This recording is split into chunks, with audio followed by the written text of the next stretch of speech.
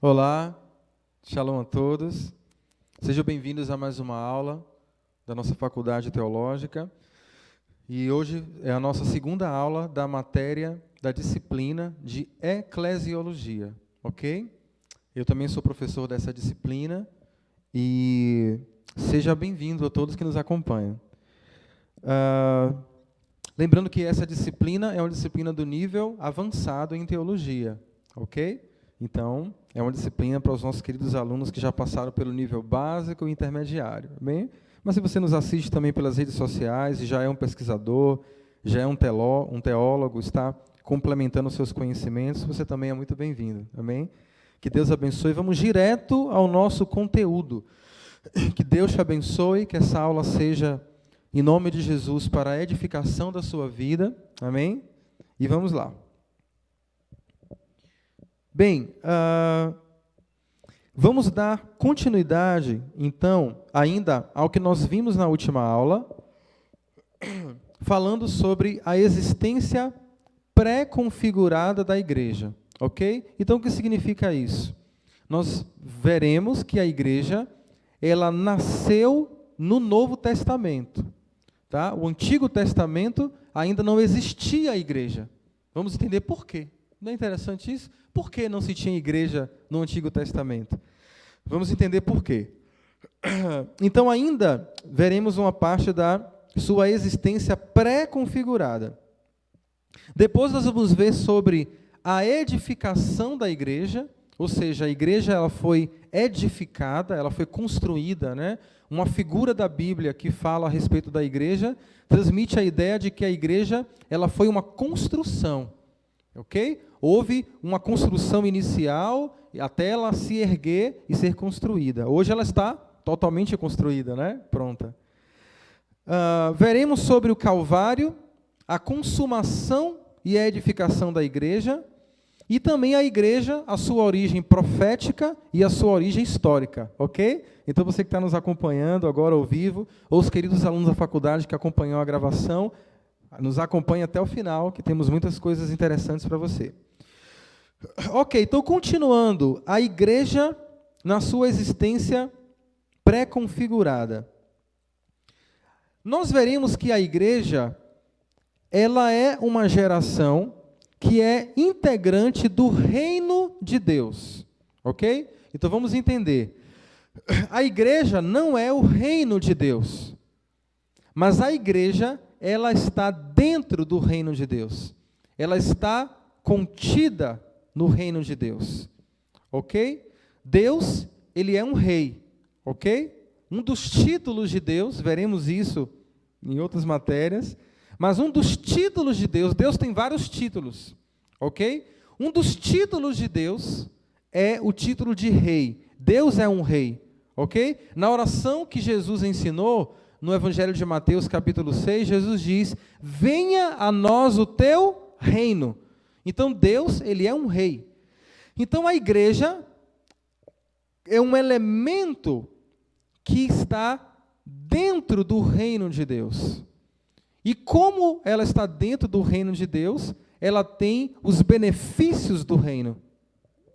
Ela desfruta dos benefícios que contém o reino de Deus. Isso é muito interessante, porque nós entendemos a igreja nesse contexto.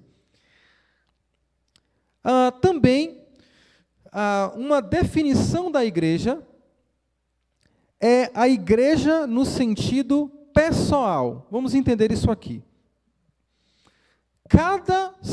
Cada pessoa, no sentido pessoal, ela é a igreja. Por quê? Porque a Bíblia atribui ao ser humano, como totalidade, corpo, alma e espírito, como uma casa espiritual, como uma morada espiritual, como uma estrutura para a habitação do próprio Deus. Ok? Nós vemos isso. A Bíblia, ela nos remonta, nós temos várias referências que apontam o homem como sendo a casa de Deus. Os apóstolos disseram: não sabeis vós que sois a casa de Deus, tabernáculo santo? Os apóstolos dizem: quando eu não habitar mais nesse tabernáculo, o que significa isso? Significa que quando nós, como é uma matéria do nível avançado, fica aí, querido aluno, comigo, acompanha, entra aí. Nós vimos que no Antigo Testamento, Deus, quando estabeleceu a nação de Israel no deserto, Deus ordenou que Israel construísse um tabernáculo, ok? Que era um templo físico, aonde a presença de Deus, ela se manifestava. A glória de Deus, ela se manifestava. A presença de Deus se manifestava dentro do tabernáculo. Então, o que significa isso? Significa que isso era um símbolo para o próprio corpo do homem. Porque no Novo Testamento, não existe mais um tabernáculo físico, mas o próprio corpo do homem foi feito como tabernáculo. Então, se no Antigo Testamento a glória de Deus, ela habitava dentro do tabernáculo, no Novo Testamento, a partir da igreja, o Espírito de Deus e a presença de Deus e a glória de Deus passou a habitar dentro do corpo do homem. Por quê? Porque o corpo do homem é o tabernáculo do Novo Testamento. É o local onde Deus escolheu para habitar, para morar, dentro do homem. Então, por isso, o homem é a igreja, no sentido pessoal. Por quê? Porque a igreja também é o local onde Deus escolheu para manifestar a sua glória, para habitar a sua santa presença. Então, o homem, como pessoa, como corpo, como ser humano, como estrutura, ele é a igreja, no sentido de que a presença de Deus habita dentro dele, ou Deus projetou o homem para morar nele. A Bíblia está repleta de referências assim, ok? Então aí entendemos a igreja como uma edificação pré-configurada, ok? Então vamos para o nosso segundo tópico, que é muito interessante, que é a edificação da igreja, a pedra fundamental. Entender isso é crucial para nós entendermos a igreja, ok? A instituição e a igreja espiritual.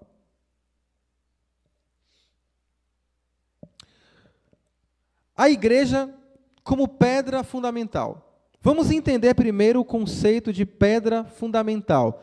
Querido aluno que nos acompanha, eu deixei uma imagem ilustrativa para que você entenda o que significa pedra fundamental. Então vamos entender. Jesus, o Filho de Deus, ele é a pedra fundamental da igreja. E o que é a pedra fundamental? A pedra fundamental, ela era uma pedra utilizada em construções antigas, e era uma pedra que ficava na esquina da construção do edifício. Olha que coisa linda, irmão. A Bíblia diz que Jesus é a pedra de esquina. Ok? Jesus é a pedra de esquina. O que significa isso? Significa que na construção antiga, a primeira pedra a ser alocada, a pedra fundamental, era a pedra de canto, ou a pedra de esquina. Por quê? Porque a pedra de esquina, ela fechava um ângulo de 90 graus com a parede, e através dessa pedra, as outras pedras poderiam ser colocadas na estrutura e alinhadas. E, na verdade, essa pedra, ela dava o prumo, digamos assim. Ela dava o alinhamento de toda a construção. Sem essa pedra fundamental, essa pedra de canto, essa pedra de esquina, toda a construção, ela ficaria comprometida. Olha que coisa linda essa definição. Quando a Bíblia fala, então, que Jesus era a pedra de esquina, era a pedra fundamental, a Bíblia está dizendo que Jesus foi a pedra que foi colocada primeiro. Que Jesus foi a pedra colocada para que a igreja pudesse ser edificada. E sem Jesus, sem Cristo, a igreja nunca, jamais poderia ser edificada, poderia ser construída. Por quê? Porque Jesus é a pedra fundamental, Ele é a pedra de canto, Ele é a pedra de esquina. Ok? Muito interessante. 1 Coríntios 3,11 diz: porque ninguém por outro fundamento, além do que já está posto, o qual é Cristo Jesus. Ok? Então, Jesus é a pedra fundamental da igreja. E a partir dele, os apóstolos puderam ajudar a construir, a edificar. E a igreja, ela tem um papel disso. Ok? Isso é muito interessante. Temos aqui uma coisa que sempre aparece, um debate teológico. A pedra, Jesus ou Pedro? Né? Porque tem aquela passagem do Evangelho de Mateus, capítulo 16, aonde Pedro está com Jesus, e aí Jesus pergunta: quem vós dizeis que eu sou? E aí o apóstolo Pedro, ele diz: tu és Cristo, Filho de Deus. E aí Jesus diz assim: pois eu te digo que tu és Pedro, e sobre esta pedra edificarei a minha igreja, e as portas do inferno não prevalecerão contra ela. Bem, não temos tempo na aula de fazer uma exegese do texto completa, né? Mas, para que, como sempre aparece essa dúvida, é bom a gente complementar. Então, quem é a pedra aqui que se fala nessa passagem da Bíblia? A pedra é o apóstolo Pedro ou a pedra é Jesus? Não é? Bem, quando nós fazemos a exegese do texto, nós encontramos muitas coisas. Primeira delas é que quando Jesus fala com Pedro, o termo grego utilizado é Petros, que significa fragmento de pedra, porque era o nome de Pedro.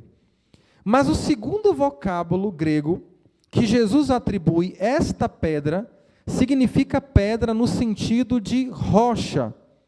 Ou seja, Jesus não estava dizendo que em Pedro seria a pedra aonde seria edificada a igreja.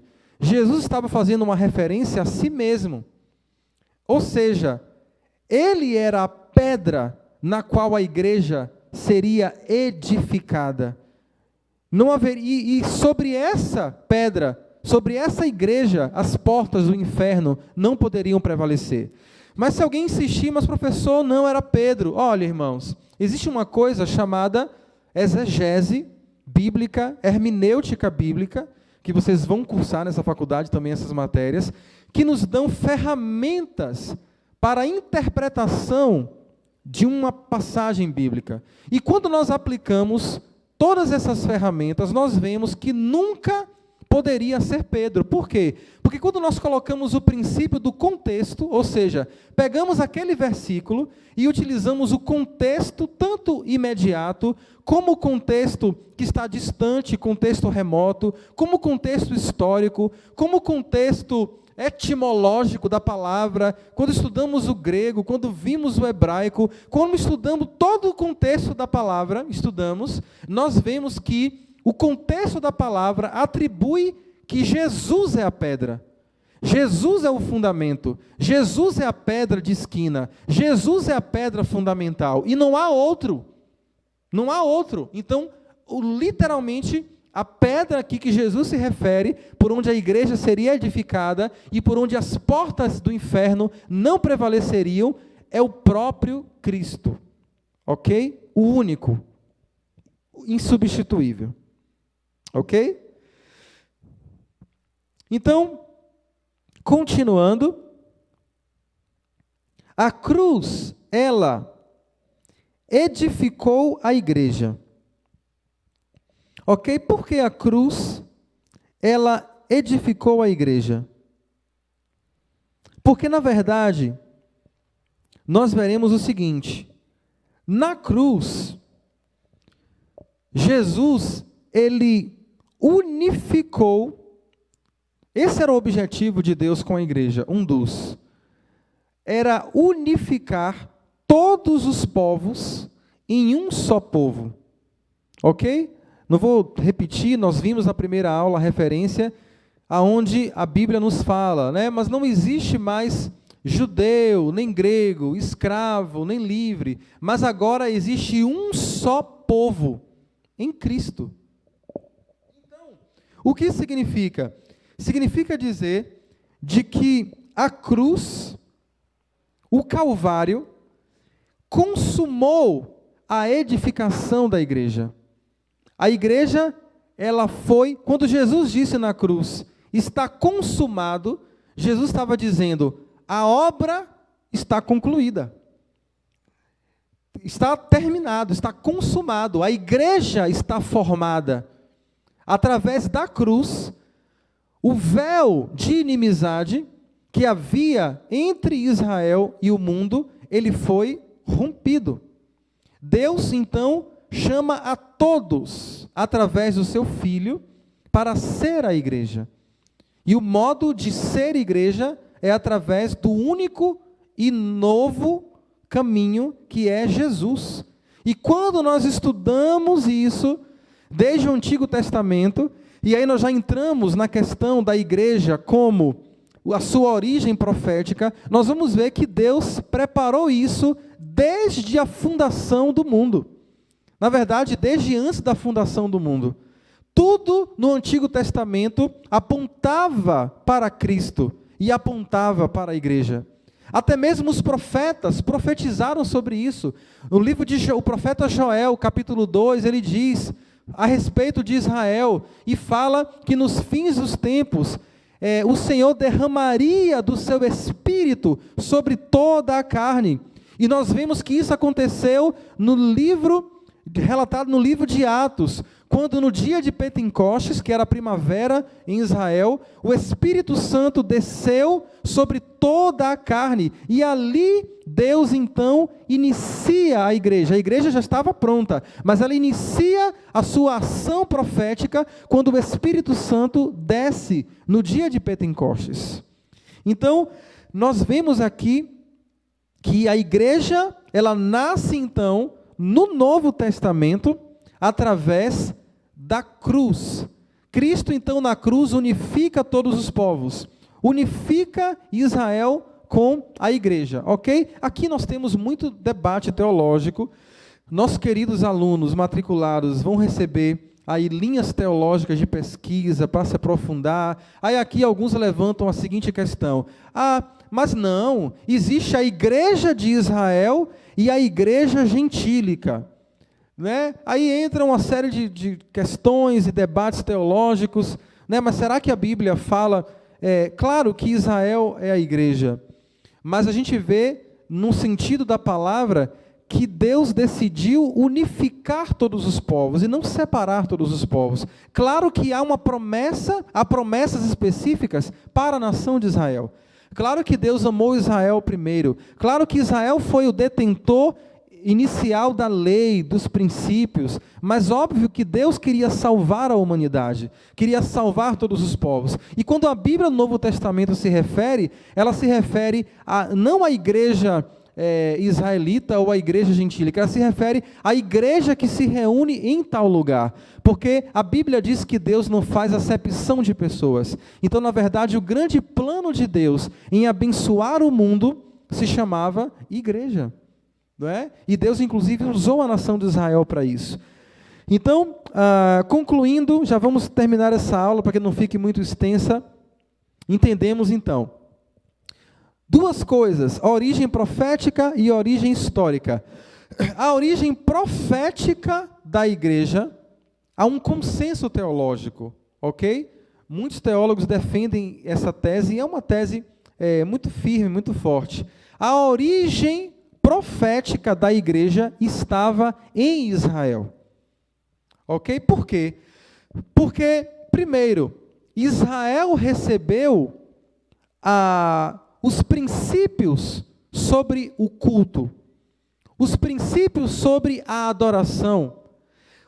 Deus ordenou que Israel construísse o tabernáculo e ensinou a Israel quais eram os princípios da adoração que Deus queria, no modo como Deus queria, da forma como agradava a Deus. Israel foi a primeira igreja porque Israel fez a eclésia, ou seja, Israel foi chamado para fora. Deus chamou Abraão de uma nação, tirou Abraão de uma nação idólatra, Deus arrancou o povo de Israel do Egito idólatra e fora constituiu uma nação que, claro, era os primórdios do que seria a igreja.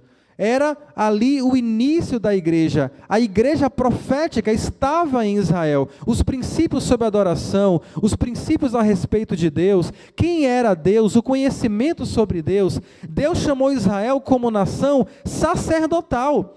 E Israel cumpriu seu papel sacerdotal, independente da desobediência, do castigo que Israel recebeu, do exílio, de todas as maldições que caíram sobre Israel por causa da obediência. Não estamos falando disso aqui agora, mas Israel foi a nação sacerdotal. Tanto é que de Israel veio Cristo. De Cristo vieram os apóstolos, e dos apóstolos todo o mundo recebeu o legado espiritual. E Deus fez do mundo também o seu povo, não é? E Deus amou um povo que não lhe amava, e Deus conheceu um povo que não lhe conhecia, mas ele se fez conhecido. Por quê? Porque ele é Deus, porque ele é bondoso, porque ele é gracioso, e porque aprove Deus salvar todos os povos. Ok? Concluindo, então essa foi a origem profética. A origem histórica de Israel se deu numa primavera judaica. No fim da primavera judaica, na festa de Pentecostes, que significa 50 dias após a Páscoa, ainda na primavera, Deus então, Jesus já havia morrido, já havia ascendido ao céu, mas havia prometido que enviaria um Consolador, ok? O Ruach HaKodesh, o Espírito Santo. E o Espírito Santo então veio sobre a terra e foi derramado sobre a terra. E passou a habitar dentro de nós. E a partir daí, a igreja nasce, ok? O acontecimento histórico, a data histórica aí, da fundação da igreja, do início da sua atividade profética e apostólica, está relatado no livro de Atos. Foi no dia de Pentecostes, após a morte de Cristo, ali então, a igreja, ela nasce, se move profeticamente e apostolicamente e avança para o propósito, para o alvo que Deus idealizou e projetou para ela. Amém, querido aluno? Espero que você tenha aprendido muito em eclesiologia. Não repare, para cada nível teológico a gente aprofunda um pouco mais. Repare que hoje aí eu fiz um pouco mais usei elementos aí da exegese, da hermenêutica bíblica, falei sobre contexto. Por quê? Porque essa é uma matéria avançada, ok? Mas não se preocupe.